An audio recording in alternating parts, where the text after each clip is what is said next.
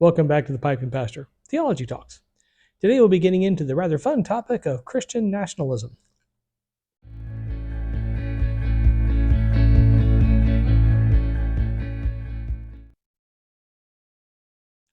Well, this will be the last video before Muletown, so I know many of us will be down there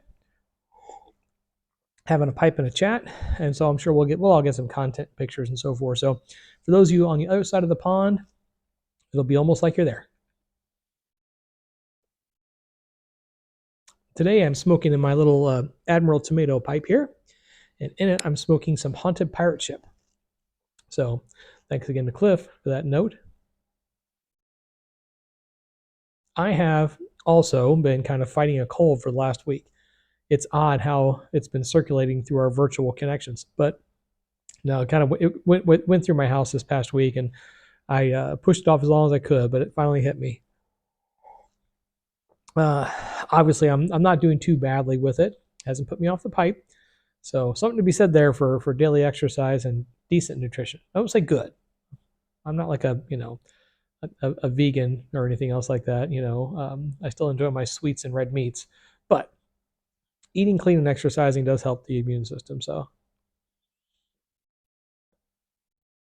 don't worry, I won't get all preachy about health and nutrition. Well, before I get started, I wanted to have a belated response to Chris, so we're brutal enough.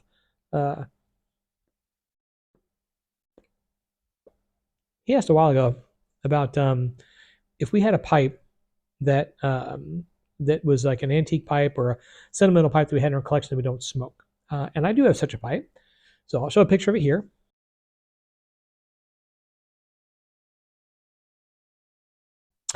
Now, that pipe is from World War II. My sister rented an apartment to a World War II veteran. Kind of a sad story. Towards the end of his life, didn't really have any family or any close relatives or anything. So he rented a flat from my sister, and my sister, being the good Christian woman that she is, wasn't just a landlord. She did take it upon herself to kind of help look after him and take him to his appointments and so forth. And when he passed, he had no family around. So it was left to her to kind of go through his personal effects. And she found that pipe amongst some of his things. And she knew I was a pipe smoker, so she asked me if I wanted it. I said, sure. It was unsmoked. He was not a pipe smoker. So that kind of intrigued me. And so I looked it up, and that pipe was made in France, this little village in the north of France. And they made these pipes. There was like a little industry there where they made these pipes specifically as souvenirs for the GIs. And they were done in that German Jaeger style, that hunting pipe style, so that the GIs could bring back quote unquote German souvenirs. Rather smart, industrious French people, because not every GI could, take a pistol back with them or a helmet or a bayonet. So they made these pipes. They're like, oh, hey, these are German hunting pipes. So a lot of GIs bought them and brought them back with them. It's a real briar pipe, so it is smokable. The reason I don't smoke it is because of the wind cap. I don't do lunting, and I don't go hunting with a pipe, so I have really no reason to use a wind cap. And for me, they're just a pain. Especially that one. It's got a locking clasp on it and everything. So just lighting and relighting and moving that around to get the tamper in there is, it would just be bad. So I keep it as a remembrance. And then, also because I think it's a beautiful pipe.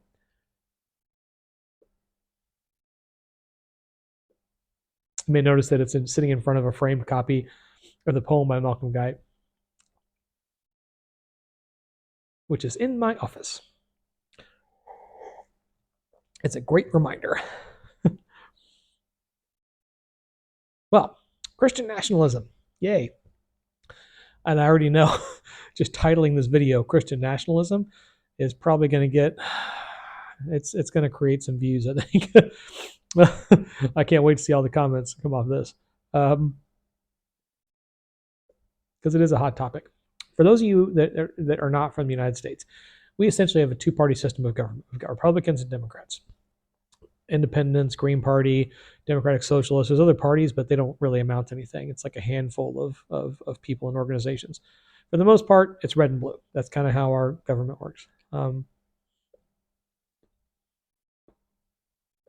every year, not every year, but every 4 years, when we do a presidential election, happens in the smaller elections too, but most often in the presidential elections, you start getting a lot of involvement from different faith groups. In particular, with regards to the Republican Party, which is the conservative wing of our democracy, you get a lot of the evangelical involvement. And of late,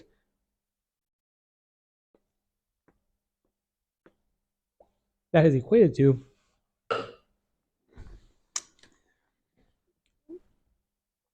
Christian nationalism. Now, Christian nationalism is essentially the idea of pursuing what amounts to a theocracy. And it's based in large part on what's referred to as the seven mountains. I'm not going to refer to it as seven mountains theology, because it's not theology. The seven mountains movement, I guess you could call it. But the idea of the seven mountains, it really came out around 1995. There was an evangelical pastor who claimed he had a revelation from God that the church was meant to start to move and have influence in these seven mountains. And it's based on Revelation, the seven heads of the dragon, so on and so forth. But the idea is that these mountains that the church is meant to essentially infiltrate and influence. It's like things like the family, media, home, business, so on and so forth. And one of them is politics.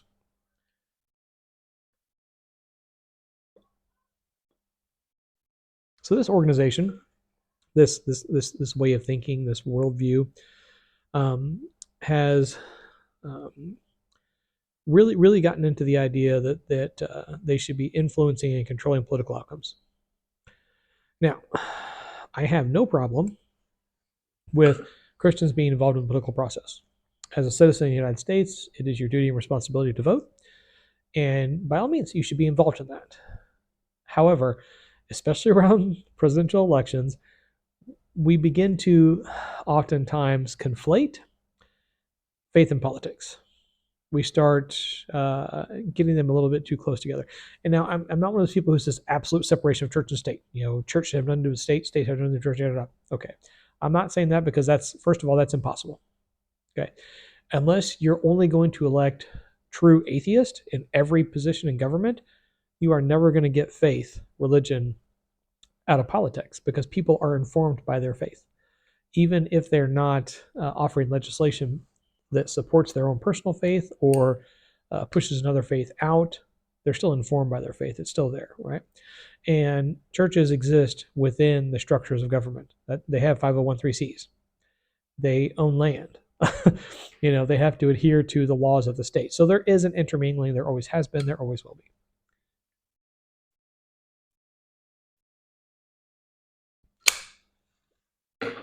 So the question becomes, how integrated should they be?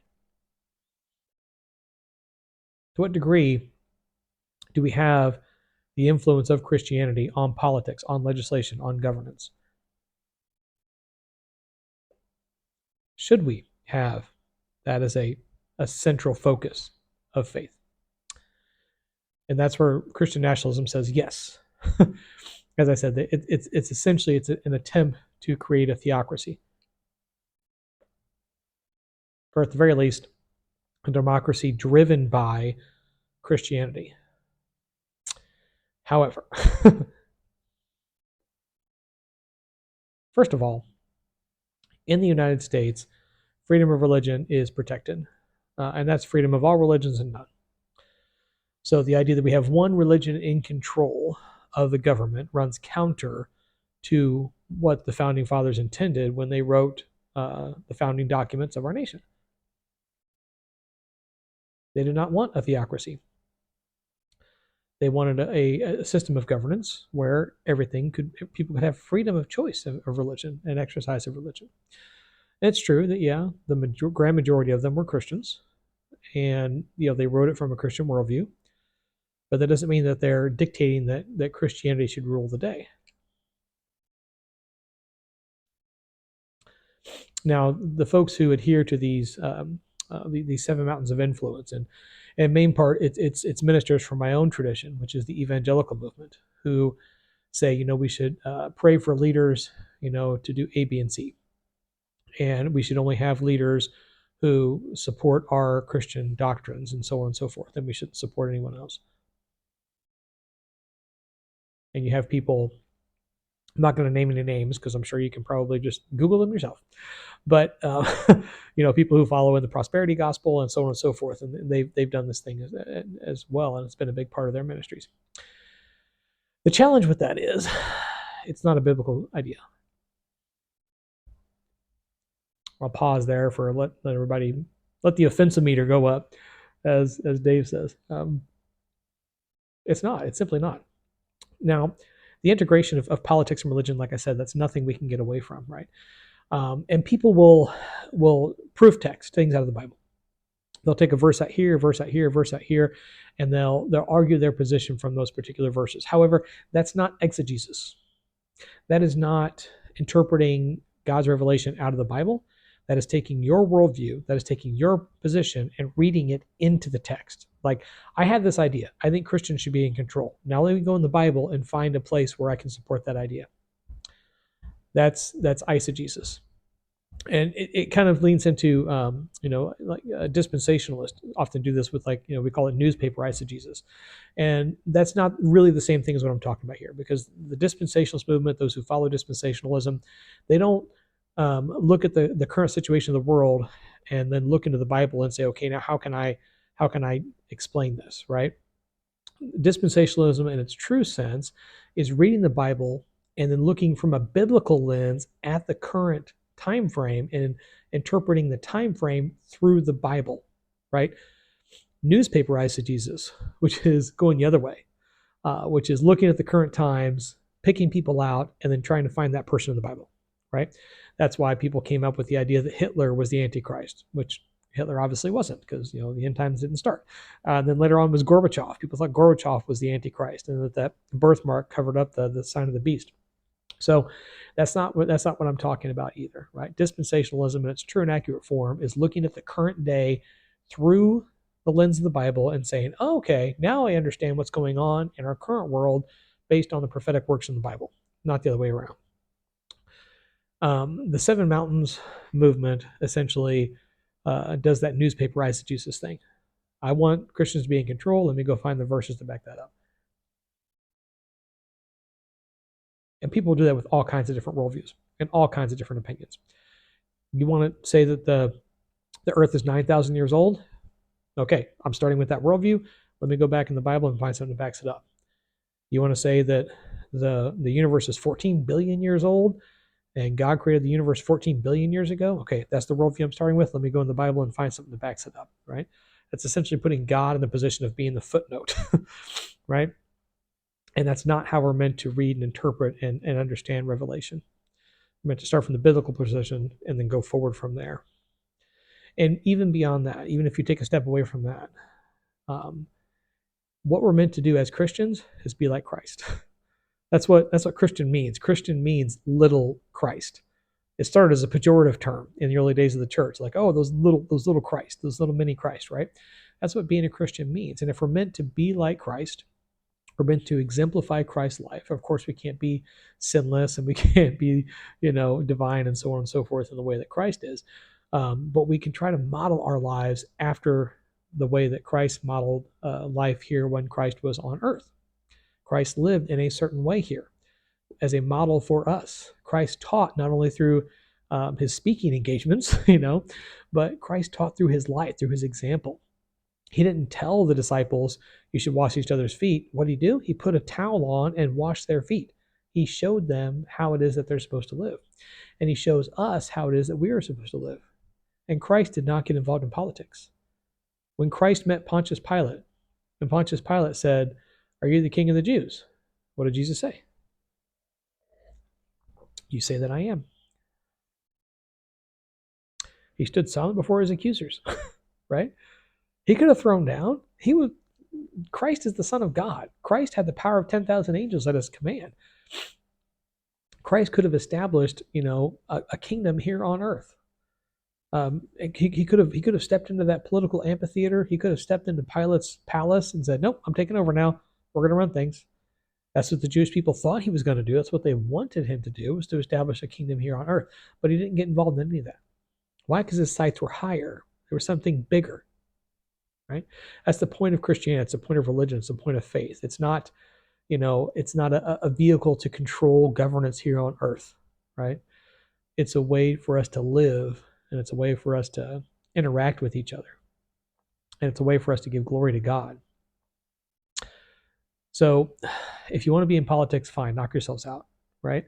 As I said, it's our responsibility as American citizens to vote and take part in that political process. But it doesn't mean that we should take control of the political process and try to make our own little heaven here on earth based on Christian ideals and Christian principles governing everything, right? Because we're never going to get there anyway. We're never going to get to a perfect thing here on earth just through our political involvement, right? It doesn't work that way. If it did, we wouldn't need Jesus, right? So sure, get involved in politics. But Christian nationalism, it's not Christian.